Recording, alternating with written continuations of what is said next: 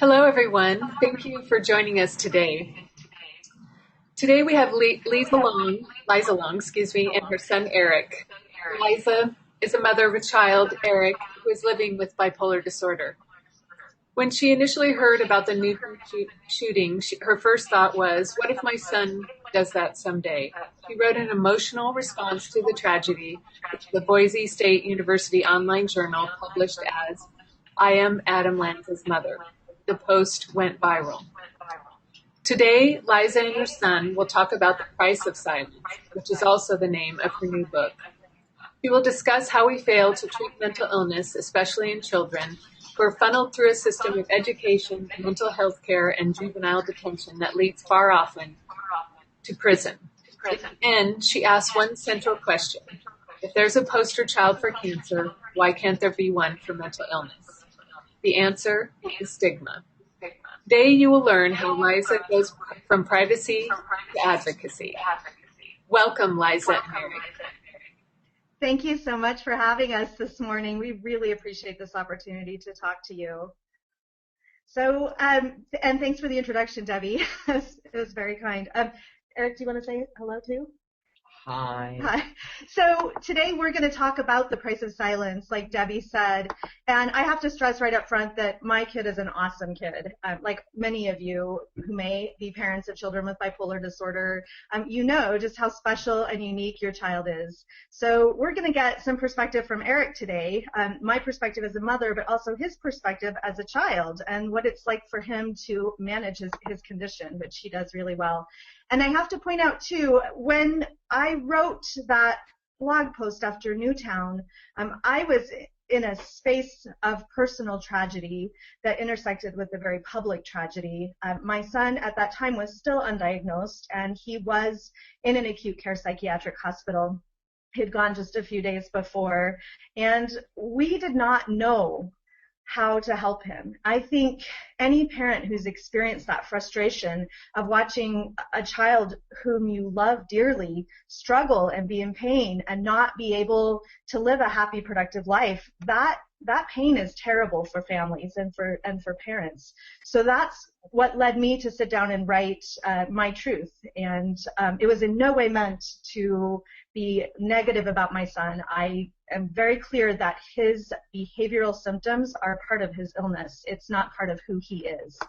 So with that being said, what we're hoping to do today is maybe explain to you how bipolar disorder affects families like ours. I think every family is different in how they manage mental illness, but those of you who are living with this condition know that it's certainly a whole family problem. It's something the whole family has to deal with, not just the individual.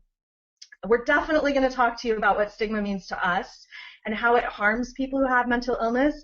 One of both my passion and Eric's passion is to try to eliminate stigma. And as you're no doubt aware, because you're very educated in this topic, one of the challenges we face in the mental health community right now is that some of the stigma is even from within. Sometimes people within the mental health community will stigmatize those who take medications, for example. And I very much believe that finding the right treatment mix for you is the most important thing. So I hope we can end stigma both internally and externally. Sometimes we even stigmatize ourselves as mothers or as kids, right, Eric? Does that happen sometimes? Sometimes. Yeah. So we'll talk about stigma. We're going to look at the human cost from both my perspective and from Eric's perspective because we both have to live with this. And then finally, we want to leave you with a message of hope because we really do believe there are positive solutions, and we already know some of those solutions. I believe as we continue to speak up for our kids and talk about bipolar disorder, about mental illness, we will be able to create a conversation that will lead to even more positive solutions for our children and their children. So those are our goals for the day. But first, I wanted to give you some background. I know Deb told you. I want to read just a little bit from that blog post. And I learned that day that words definitely have power. And this is some of what I wrote. This problem is too big for me to handle on my own. Sometimes there are no good options, so you just pray for grace and trust that in hindsight it will all make sense. I'm sharing this story because I am Adam Lanza's mother. I am Dylan Klebold's and Eric Harris's mother. I'm James Holmes's mother. I'm Jared Loeffner's mother. And I'm Sung Hui Cho's mother. And these boys and their mothers need help. In the wake of another horrific national tragedy, it's easy to talk about guns, but it's time to talk about mental illness.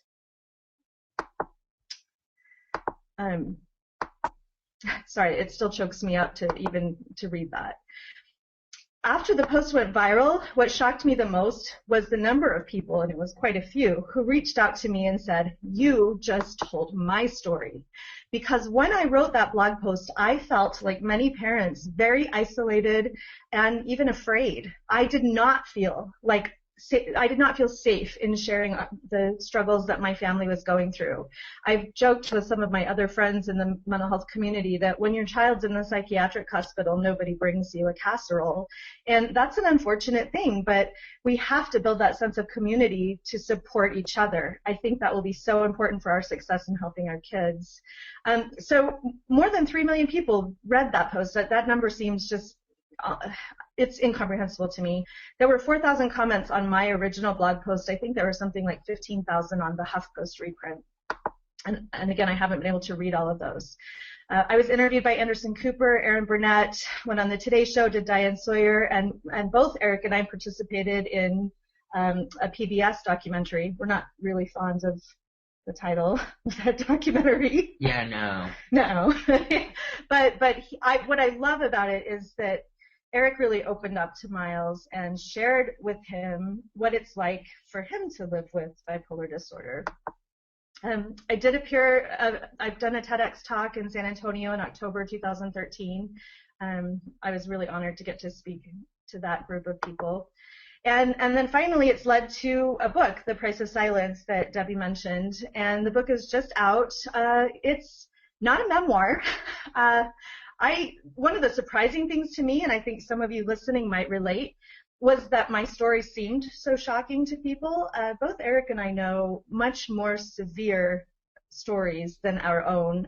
Eric's behavioral challenges were, I wouldn't say infrequent, but certainly not more than once or twice a week that I would be faced with an explosive episode. I know families who deal with it daily, and I know some of you might know that experience as well.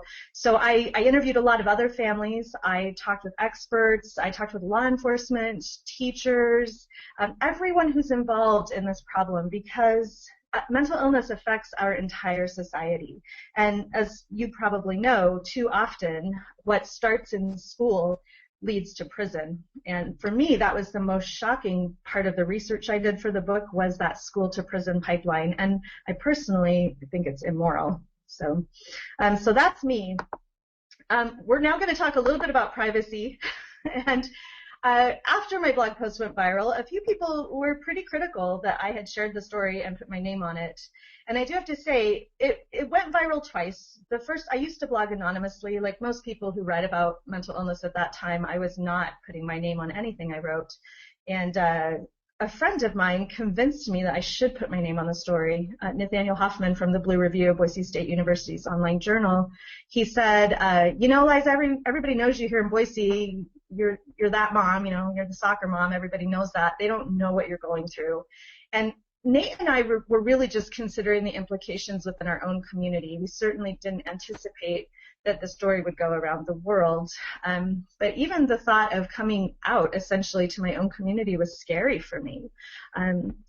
But what I was trying to say to people was that, being able to share our stories, being able to talk about mental illness is more important than privacy. And I shouldn't have to feel ashamed to talk about my child's illness, whereas if he had cancer or if he had juvenile diabetes, or good heavens, even people will even talk about hemorrhoids before they'll talk about depression. And I think that's almost an absurd situation we've reached in our society. So I pretty quickly concluded in the aftermath of the blog post that when we're talking about privacy with mental illness, what we're really telling people is you shouldn't talk about that because you should be ashamed. And why on earth should someone be ashamed of a biologically based disease? I'm sure you guys feel the same way. Actually, most of the time it's genetically. Well, genetically based, yeah. No, Eric's done a lot of research. So as I thought more about this question of privacy or stigma, I have a background in the classics. That's my master's degree is in classics from UCLA, and so I think of things in those terms a lot of the time.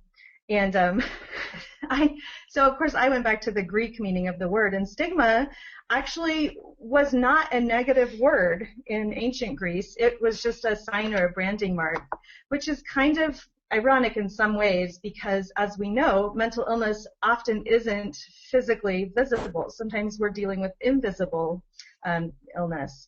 And then I also went back to the word privacy, which comes from a Latin word prius, and it means separate or alone. And pruare, that word that's also related to privacy, means to steal or to rob.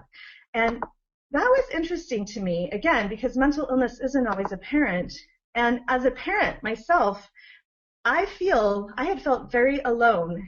And as you may know, you also sometimes feel, especially when your child's in that state where your child isn't the child you love, and well, you always love your child, but isn't that child that you know, you sometimes feel like your child's been stolen.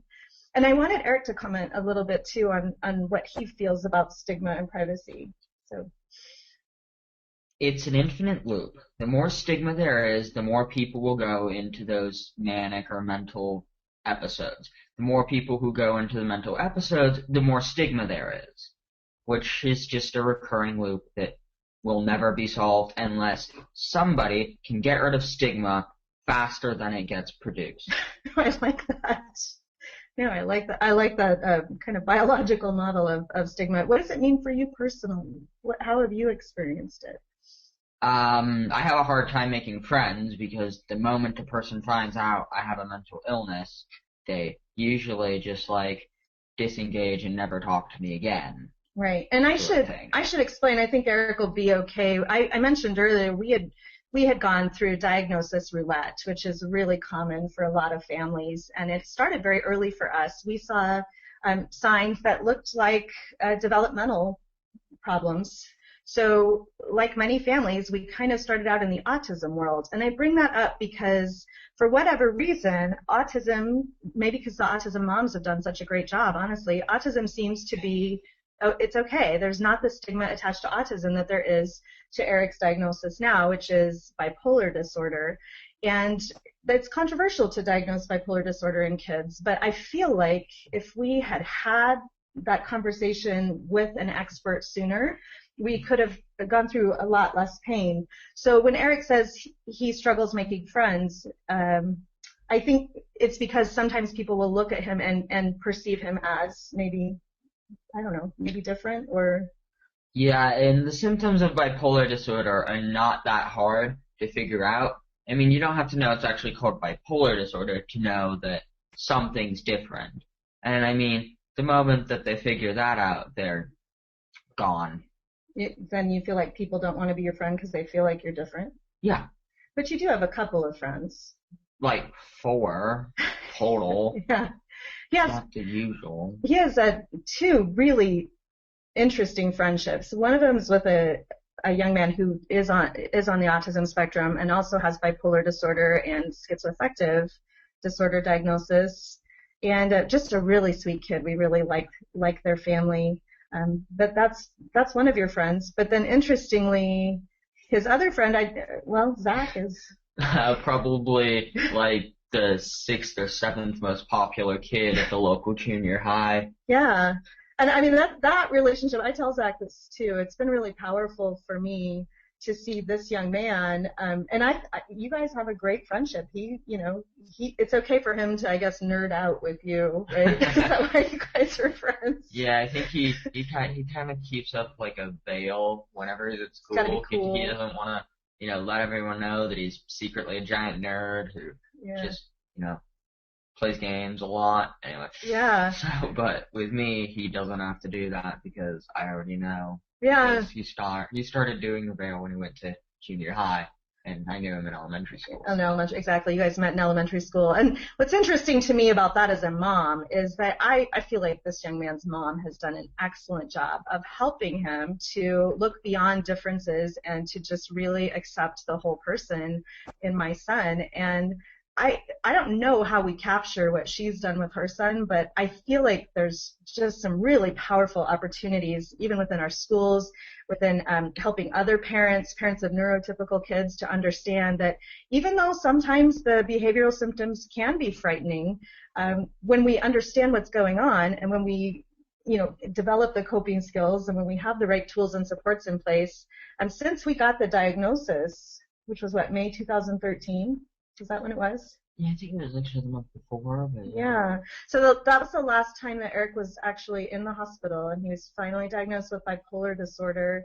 And since that time, we've had no significant rages or, I'd say you still get upset when your little brother teases you, but that's normal. Well, he hits me, but I don't think that's bipolar related. Yeah, right. Like no one really likes to have their little siblings hit them. So. Yeah.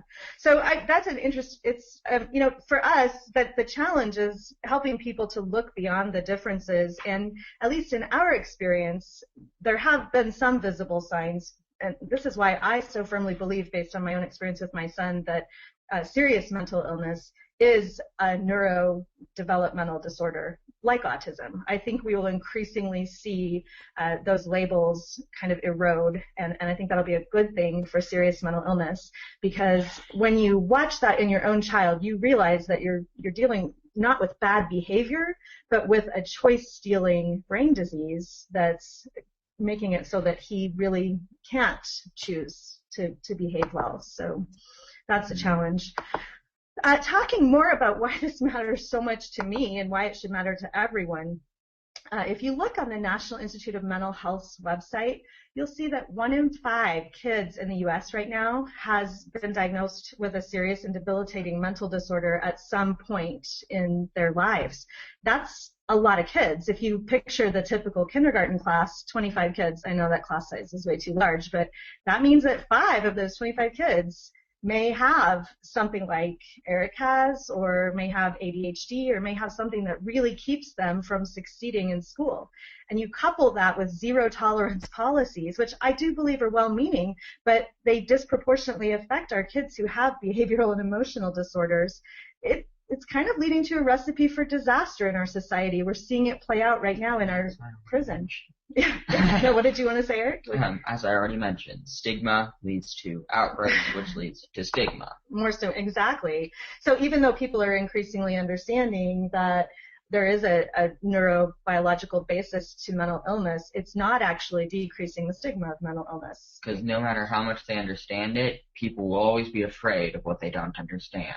Yeah. So if they learn, even if the adults learn to understand it, kindergartners and elementary school kids aren't gonna have all that research about neurological disorders in their head. They're not gonna know that there's just an illness with this person. They're just gonna be like, that guy's different.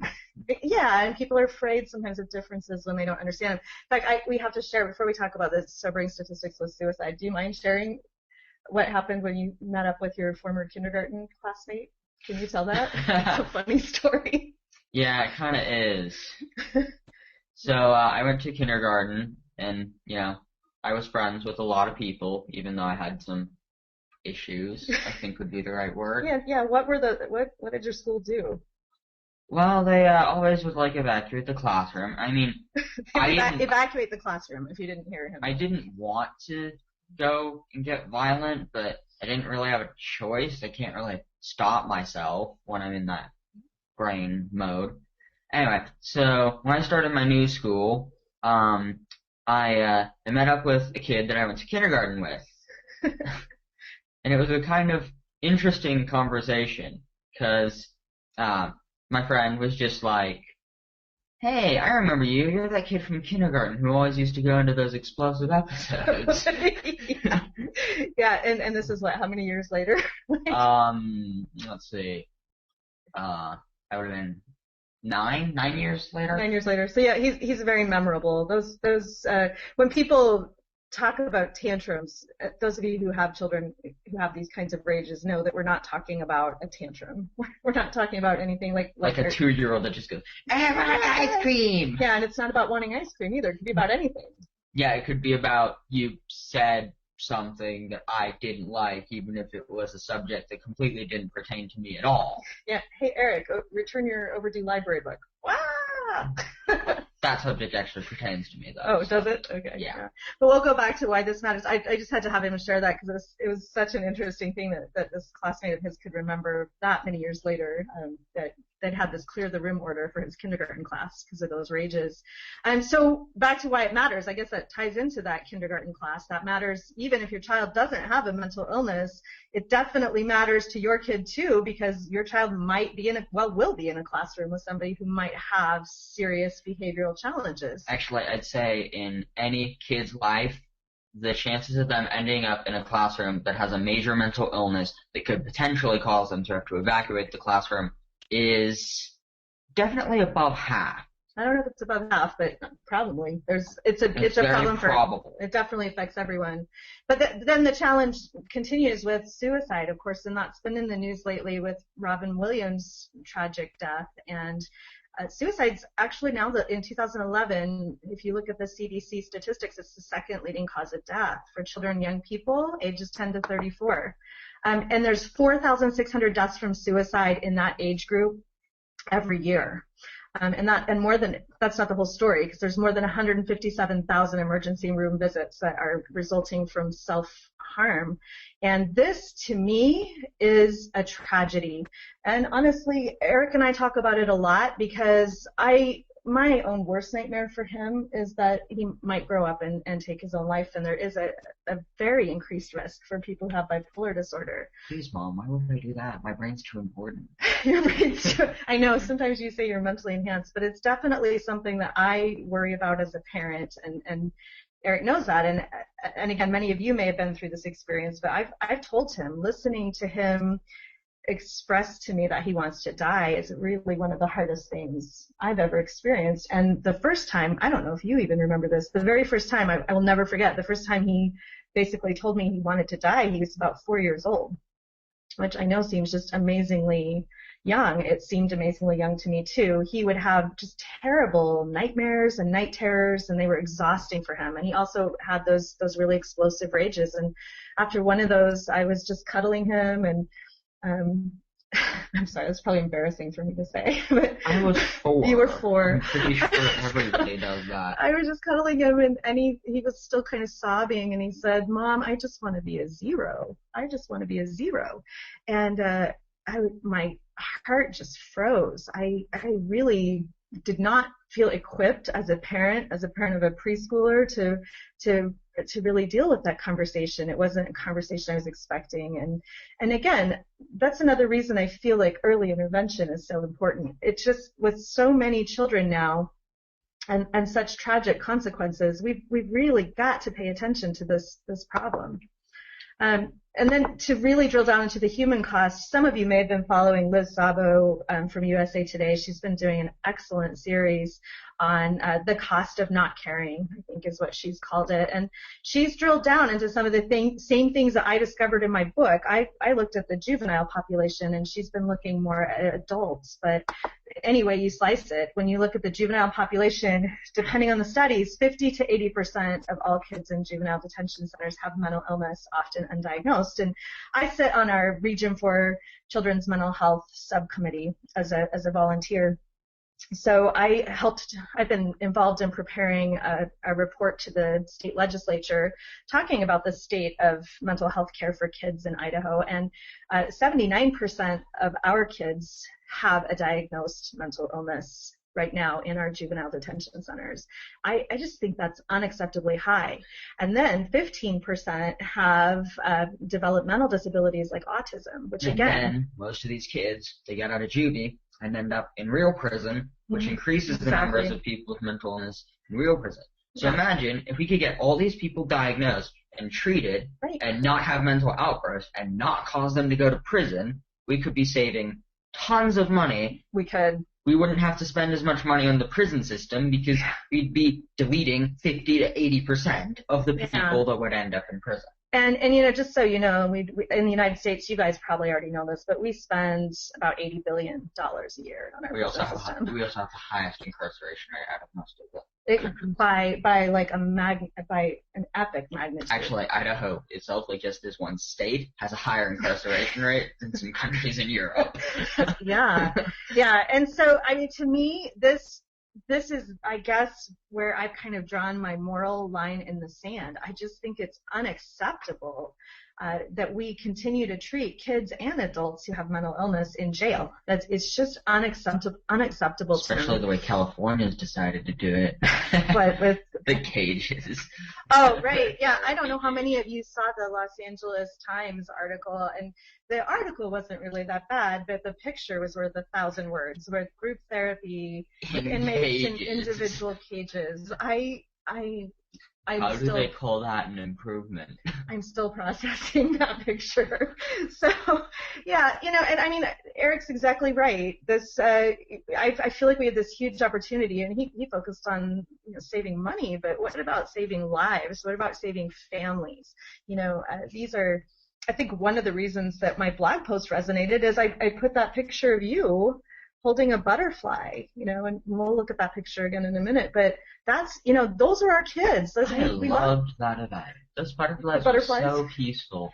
They were really cool. That's something we do at our local zoo. I don't know if you guys have the butterfly event, but our local zoo every year will have just a big walk-in tent that has like a bunch of flowers and plants and a bunch of butterflies just flying around. A bunch of different kinds of butterflies. And if you remain completely still, the butterflies will land on you. Yeah, they will. It's really, really cool. We go every year. We really like it. But no, so back to the human cost. So, and again, you're listening to Eric. So, Eric, how many times have you been in jail? Four times over the course of 16 days. Yeah, so you're listening to a little boy tell you, well, I not a little actually boy, kept track because, really, that was not fun. So this is a young man telling you how much he enjoys the butterfly tent, and he's been in jail 4 times.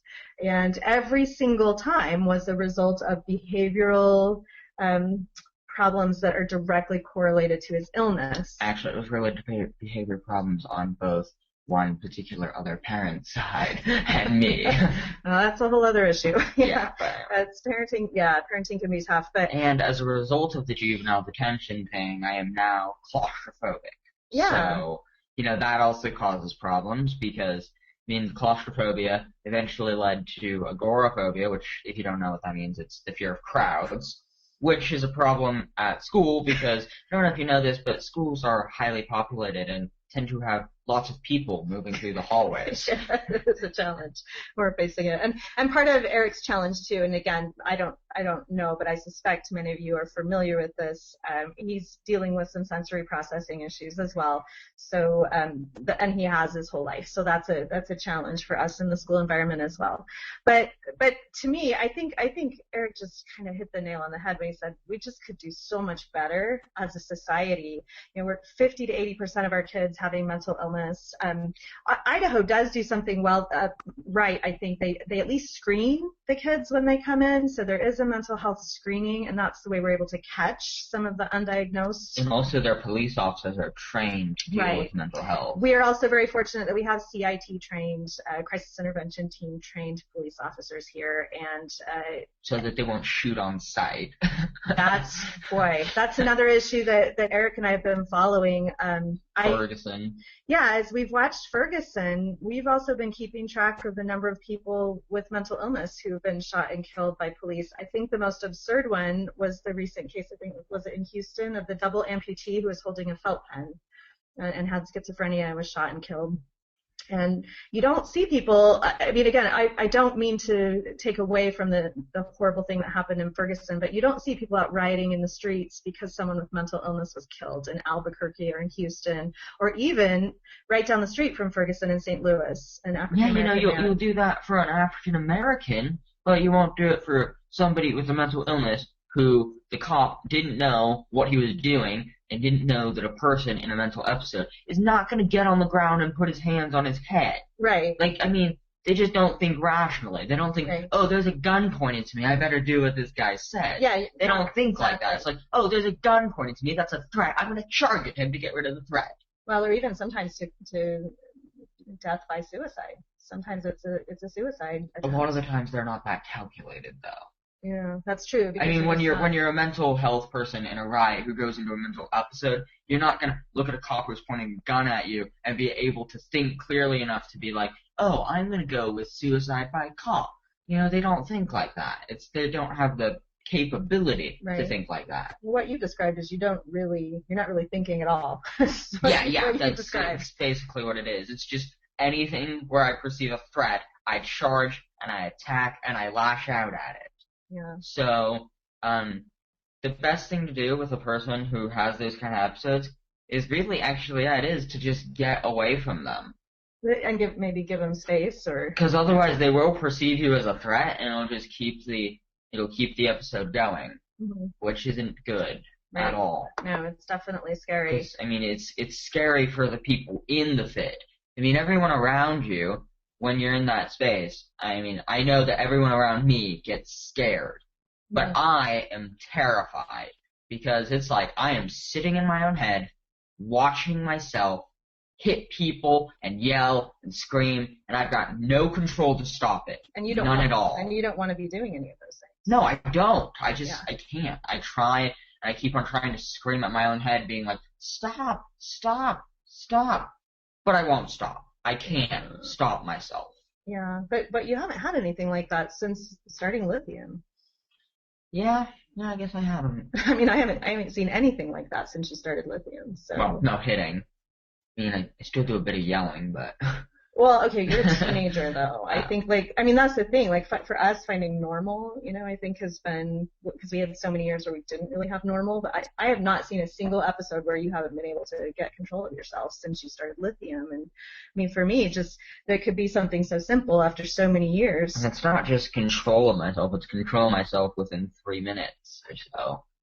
Yeah, no, and never scary to the point that it was before. I mean, and I'm glad he shared that story, and then I can say, now in the past 2 years since he started lithium, things have been so much better for us. And again, I think some of you might know I've been a supporter of HR 3717, Tim Murphy's proposed Helping Families in Mental Health Crisis Act, and part of the reason for that is that often our experience with mental illness is personal, and what I've witnessed with my own son is that shut down. Not yet, we're working on it. But my own experience with my son has been that finding the right medication, again after medication roulette that a lot of you have probably been through, but finding the right medication for him, along with talk therapy, along with occupational therapy, it's just been a really great solution for him. It's been kind of a life-changing solution for him and for our family. So I know there's been a lot of controversy about what some people are calling forced treatment, but I do believe in assisted outpatient treatment. I think that helping people to regain that rational state of mind is really important.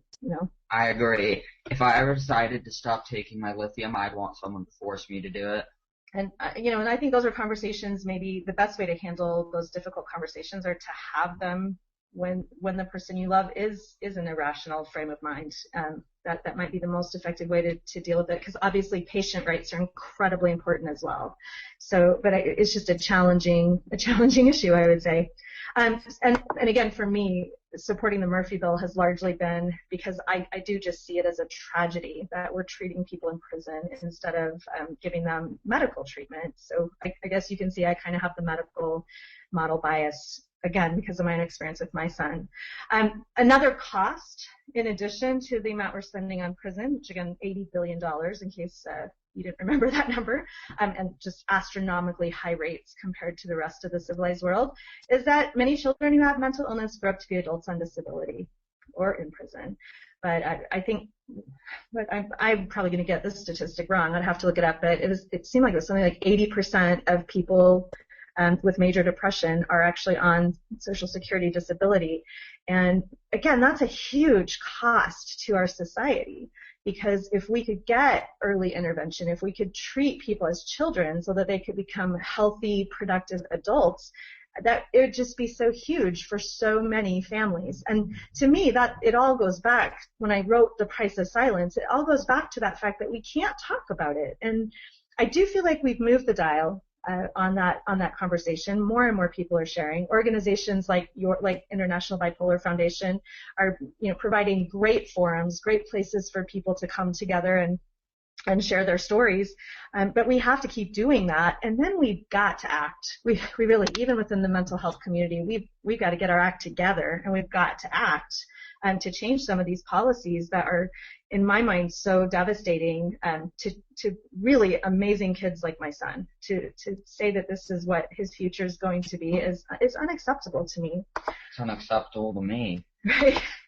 And so for me, that's why I feel like we all need to speak up for our kids. I'm obviously speaking up for mine.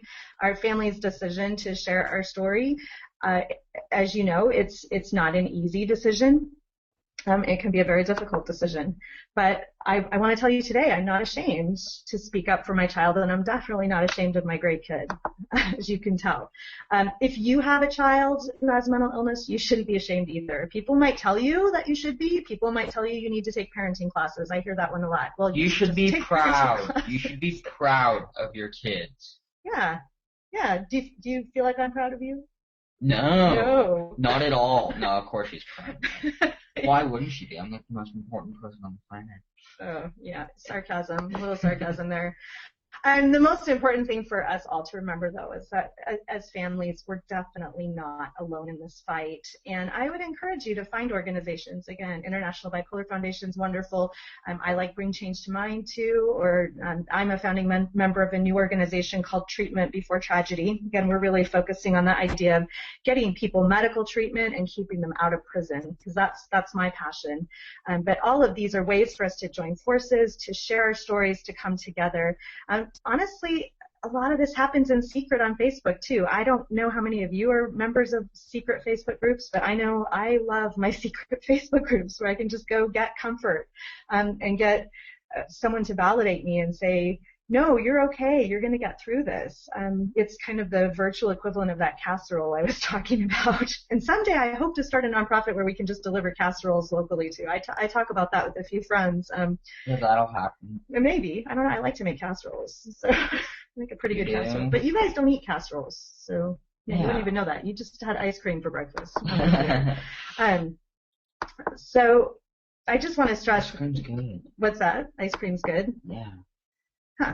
Everybody should eat ice cream for breakfast. Okay, so I told you I was going to show you this picture. This is the picture that went with the blog post. And Debbie mentioned that I've asked if we can have poster children for cancer, why can't we have a poster child for mental illness? Actually, the point of my TED Talk that I gave last year came to me when I was standing in a grocery store checkout line, and I saw a beautiful picture of a little boy who had childhood leukemia. I thought, oh, that's really tragic. Of course I was going to give $1 to that. Who wouldn't? And I think we always do. We see those pictures, we pull out our wallets.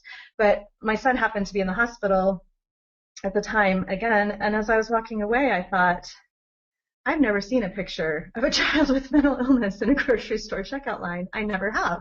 And yet, look at this beautiful boy. There he is with his butterfly.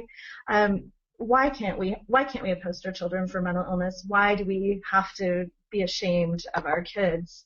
I know firsthand, because I've lived it, that it's easy to blame yourself. We moms are really good at that. It's not your fault. See, you heard it from him. It's not your fault. But we moms are good at this. We're good at blaming ourselves. It's not your fault. It's typically other people's fault. Like your kid, and sometimes other people, like people who decide it's a good idea to poke a person with a mental illness's buttons repetitively until they explode. That sounds like a great plan, right? That's a whole separate issue. That goes back to what we could do in the schools, right? Yeah, kids are so funny. But no, it is. I think one of my passions is encouraging people to not blame themselves. And it's frustrating because those of you who've lived this, you know that the system isn't always your friend. Certainly I have been to more court-ordered parenting classes than I care to count. And I'm not I'm not discounting the importance of parenting classes, by the way. I think everyone should take parenting classes, just like continuing education. I've got 4 kids. I'm always looking for new tricks. Seems like as soon as I figure one thing out that works, they figure out a way around it. Yeah, it's kind of like a positional arms race, parenting is. So I'm not knocking parenting classes, but what seemed kind of absurd to me at a certain point was that I was being required by the courts, because he was in juvenile justice, to take a love and logic parenting class over and over again. Again, I'm not knocking love and logic, but when your child isn't rational, logic's not going to work. So yeah, actually, those love and logic classes, they never really worked. I mean, my dad would try using them, and it would just make things worse. Yeah, well, because you weren't in a space where because all those like lectures just really they pissed me off. Lecture language. Sorry, but I mean that's the best word I can think of. It just made me really mad that he kept on trying to convince me to calm down with all these stupid little quotes and yada yada yada, and it just made me aggravated. It wasn't helpful for you. I think natural consequences are really important. It's great for neurotypical kids, but again, when your child has sensory issues, has neurobiological developmental challenges, it's not always so love and logic's probably not going to fix that. So even our system will sometimes create that kind of blame for us. And I think we have to stand up to that and say, no, I don't need to be ashamed. I don't need to be ashamed of my beautiful child who I love. When we self-stigmatize, we're contributing to the problem. So it's got to start with us. We've got to say, I'm fighting for my kid, just like a parent of a child with cancer would fight for his or her kid. We've got to fight for our kids too, and it really does have to start with us. I mentioned the autism community earlier. I think they do an excellent job of advocating for their children. And for some reason, I really wish we could break down the divide between the mental health and autism communities. And I think it should be broken down. Comorbidity rates are really high for kids who have autism, having another a mental disorder like ADHD or bipolar disorder. And again, I feel like these labels will continue to erode and be less meaningful as we learn more about the brain. Mom, I do have a way that would totally help get rid of stigma really quickly. What's that? Can we just get rid of the word disorder? Or can we get rid of the word suffers from? Yeah. Because, quite honestly, my difference, I think would be a better word, has given me multiple strengths. It's given me the ability it's given me the creativity to write a novel. Yeah. It's given me a really, really, really big memory. I remember just about everything that ever happens to me, except when I'm in a blowout, and I don't remember anything. It has given me, my sensory problems, yeah, sure, they can be a burden sometimes, but it also helps when I'm trying to eavesdrop on my mom when she's on the cell phone, and I can hear her on the cell phone from the kitchen when she's in her room with the door shut, and I can hear the person from the other side, too. That helps a lot. Note to parents, pay attention to that. You need to be like 500 feet away. No. If you really want to escape my earring, you'd have to go to California. I'm just joking. It's not that far. But. No, but I think, one way, I like the way Eric said difference, not disorder, or not suffering, but difference. And, again, one of the books that really helped me to understand a little better was Andrew Solomon's Far from the Tree. I talk about that book a lot because he does just look at difference. He looks at people who are deaf, people who have dwarfism.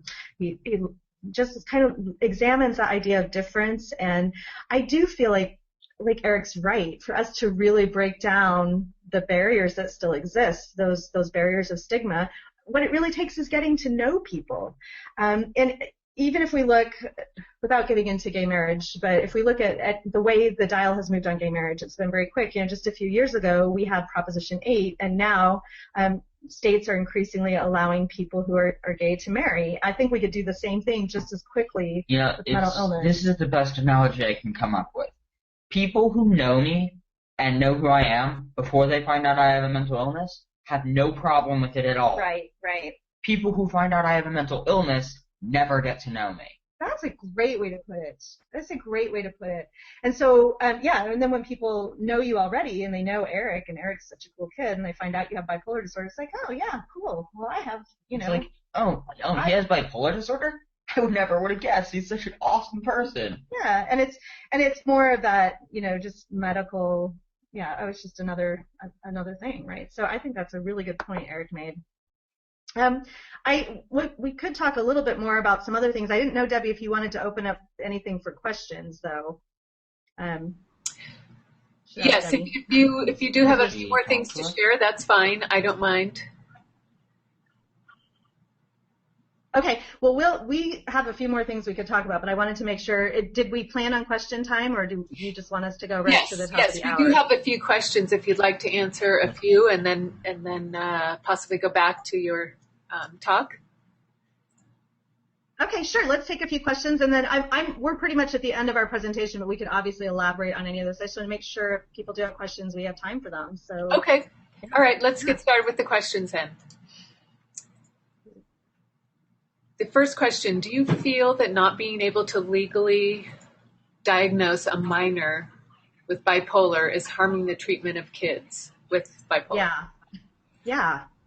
But I'm not legally allowed to be diagnosed with bipolar. Well, it's a complicated question, and I honestly got into this exact question in my book. I feel like part of it is stigma within the medical community, and that's a whole other issue. But the stigma within the medical community, part of it was tied to some things that were being done at Massachusetts General with Dr. Biederman.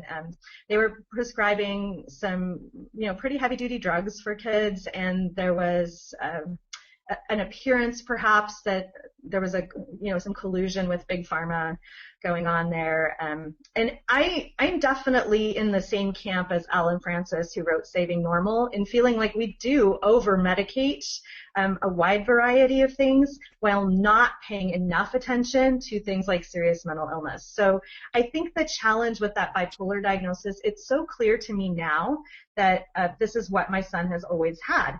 But because we understand bipolar as an adult, a teen or adult onset disease, instead of understanding it as a neurodevelopmental disorder like autism, in fact, like I said, we came out of the autism world, we're really harming our kids. For him, just taking lithium has really, really improved all of our lives. And to think that we lost so much time, both to the juvenile justice system, and then we didn't really go into the school that he had to attend. Actually, bipolar, it's a genetic disorder, and a lot of the times bipolar will lay dormant unless environmentally triggered. Sure. So, a lot of times those environmental triggers don't show up until you're an adult, but what you see in juvenile bipolar is that they've had certain environmental factors in their life that triggered the gene earlier than it might have. And again, lots of people looked at Eric for years and said, no, this is autism spectrum, it's autism spectrum. And then we went through, I've called it diagnosis roulette. So we've also had oppositional defiant disorder, intermittent explosive. They were kicking around conduct disorder. That was a scary one. ADHD. ADHD was one of your diagnoses. Yeah. So I still don't think that one was far from the table. Well, yeah. That was the closest one. Yeah. The ADHD meds helped me more than any other meds that I'd had. Yeah. And I have to say too, it was frustrating for me. I believe in medication. I've got to say, I do believe in medication, but I think the way that we medicate in this country, this kind of will it stick approach, because we're treating symptoms instead of having biomarkers, here's another that's thing frustrating. So there's a stigma for mental illness, but there's also a stigma for obesity. So when you stick your kid on antipsychotics, they tend to gain 40 pounds, which increases their stigma. So bit of advice, find an alternative solution to antipsychotics, because the kids really don't like being fat. Yeah, he's talking about, and it's such a huge problem. It's got to be addressed. He's talking about drugs like Zyprexa, or what's the other one, Risperdal that you were on. Yeah, that one wasn't as bad, but yeah. Zyprexa was not good. Oh yeah, and then there's the Abilify. That made you blind. That killed my eyesight. Yeah, he actually went blind on Abilify. It was great. So, to me, that's one of the frustrations, is that we stigmatize. You asked, is it frustrating that we can't legally diagnose bipolar disorder in kids? And I think the word legal, what you what you really mean is that the DSM wouldn't support that diagnosis. Yeah, I think I hope this DSM-5 is the last one we have, because it's just so based on symptomology, and what we need are, biomarkers. Again, in my book, I talked to neuroscientists. I talked to one researcher who told me that he really thinks we'll have an EEG test that will confirm the diagnosis of ADHD within 10 years. So it's something you could do at your pediatrician's office. You could do an EEG test. I don't know if they can do this, but I mean, for bipolar, they could do a scan, like a genetic scan, for every baby born to see if they have the gene. And then if that person starts outbreaking and things, they could go back to their records and be like, name of child, and they could look up the hospital scan and be like, oh yeah, this kid had the bipolar gene when he was this age. So he might be suffering from that. I worry a little bit about the implications of that, though, Eric. I always get nervous about minority report type things where like, people are, we have to stress, like, people with mental illness are generally not violent. And the problem is these conversations always come up in the context of school shootings, which are really rare outlier events. And it's true that they happen. It's true that they happen, that the school shooters often have mental illness, and a lot of times it looks like a first episode psychosis. By the same token, the vast majority of people who have mental illness aren't violent, and the biggest threat by far with violence is self-harm. So I kind of deviated away from that bipolar question, but I think it all comes back to stigma. That's, again, for me, stigma within the medical community, just that bigger picture of stigma is the problem. But still, I don't think that genetic scan thing would be such a bad idea. You don't think so? I don't know. No worries. It's an idea, and it takes ideas like Eric's, and I think that's what I'm so proud of. That's the other thing with the creativity, is if I decide to go into the inventing field, I could come up with some really creative ideas that would totally help us. Yeah, no, that's true. That nobody else would think of. Oh, did you know Albert Einstein had Asperger's and stuff like that, which might have given him an increased amount of creativity, which may have inadvertently helped him write his theory of relativity. Maybe. No. And it's funny because bipolar is linked to creativity. Bipolar disorder is absolutely linked to creativity. Yeah, I am a genius. But, yeah, in fact, you should tell him about your novel that you wrote, because I already said I wrote a novel. I know, but tell him what you did with it. I did something that I don't think has been done before in a book. Well, we'll see. Which, I mean, I know my English teacher says there's no such thing as original ideas anymore, but, I don't think that's entirely true. So what I did is I took Greek mythology and I put it in space. But your demigods all have like most of my demigods have a mental illness, except the artificial intelligence one, who's a robot. So can't really put a mental illness in a robot. Maybe that's just me. Maybe you could. Who knows? Yeah. I don't know, like a wiring problem or something. But yeah, that'll work. That was a very circuitous answer. I hope we got there. How about another question? Oh wait, let me guess the answer. 42. 42, probably. Okay. Excellent. Thank you for all of that information. The next question, do you ever worry about children's education, since bipolar or any mood disorder can affect the ability to learn? How have you navigated education? Oh my goodness. Wow. Can we do another webinar? We do a whole, it's so funny. I have a piece on time.com yesterday about how frustrating it is. And yeah, what you're looking at, your child's generally going to be either on a 504 plan or on an IEP. And Eric hates being on IEP because, again, it's stigmatizing, especially now that he's back in a mainstream school. But one of the huge challenges, I think we have a great opportunity in education to just rethink things. And my op-ed on Time really kind of shone a spotlight on zero tolerance policies, which I mentioned those at the top of the webinar. Do you know what I wish would happen? No. I wish there would be a law that says, that you didn't need to go get a 504. I wish there was a law that said if any kid needs any accommodations and the teacher can totally see that accommodation would help, or the parents say that the accommodation would help, then that kid gets that accommodation. You shouldn't have to go through the whole process that takes 5 months to get a 504 or an IEP You really shouldn't have to do that. I have to push back on Eric because I've been the Americans with Disabilities Act coordinator at my campus for the past couple of years, so I think it is important to go through the process.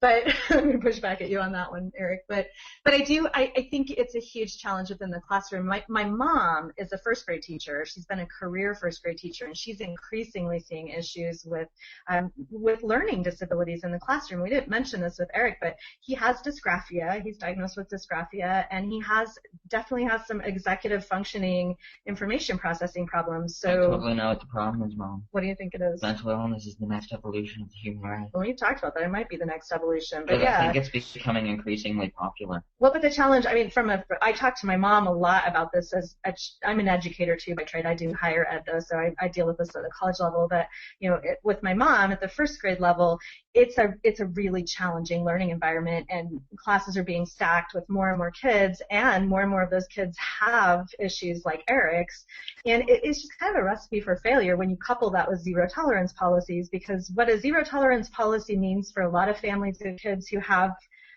learning issues like Eric's, you're either going to do what our school district does, where they pull all the kids on behavioral and emotional IEPs and stick them in a pull-out school, and I call that segregation. That doesn't work, by the way. See, what happens is if you stick all of the mental illness kids in one place, what do you expect is going to happen? Do you honestly expect that they're just going to be able to get along nicely? And especially when that school is also still using zero tolerance policies. Then it just has a whole school full of zero tolerance policies, but instead of having a bunch of normal kids that would respond well to it, every single kid responds negatively to it. Yeah, so pretty much your entire school day was spent on lockdown. Yeah, that was about every day. There. Yeah. And the teachers were not really good at understanding. I mean, there were one or two that were good at understanding, but for the most part, they didn't know how to deal with us. Yeah. No, so honestly, I'm intrigued by the question at an academic level. I'm intrigued by it. I've even been kicking around with my husband. We've talked about looking at starting a charter school that would address these very concerns. I do have another thing that might be causing the increase in mental illness. Well, all these cellular waves going around might affect. Could be.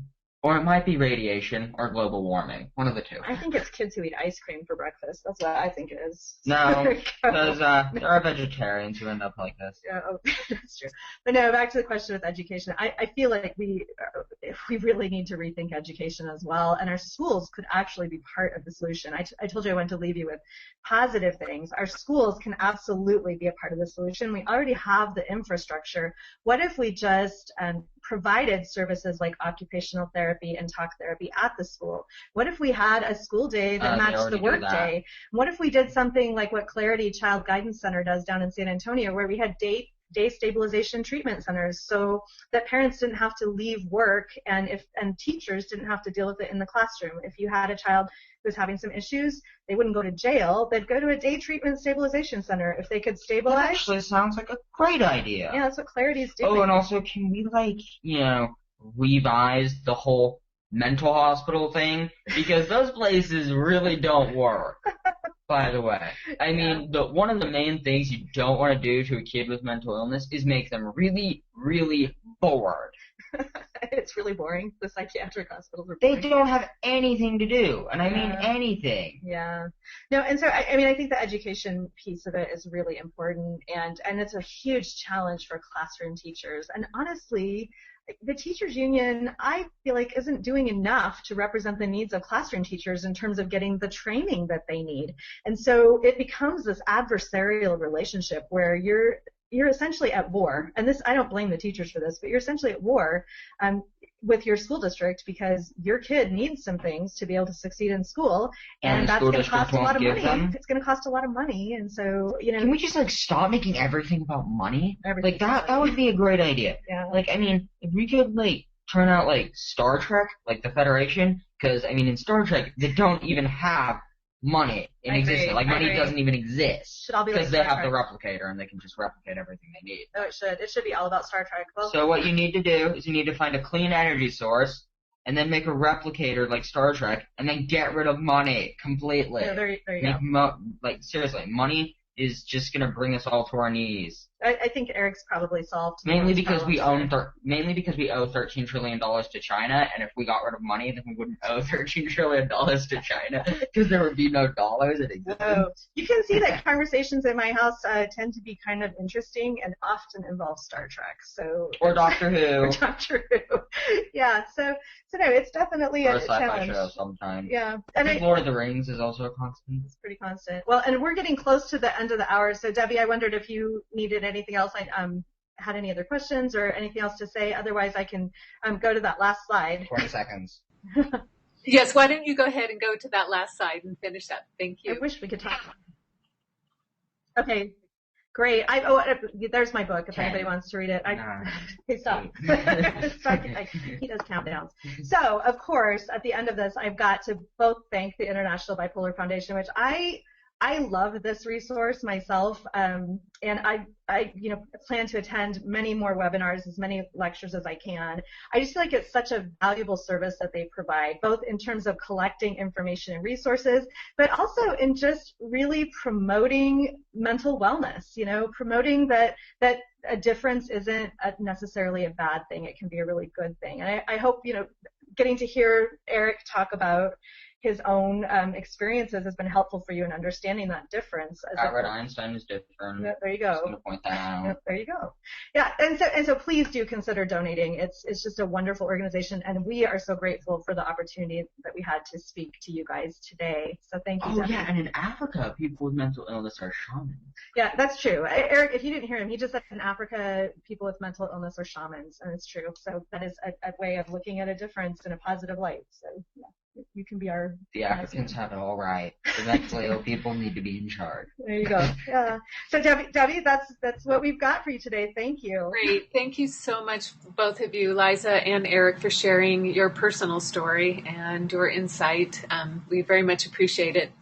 And everybody have a wonderful day. Thanks, you guys. So...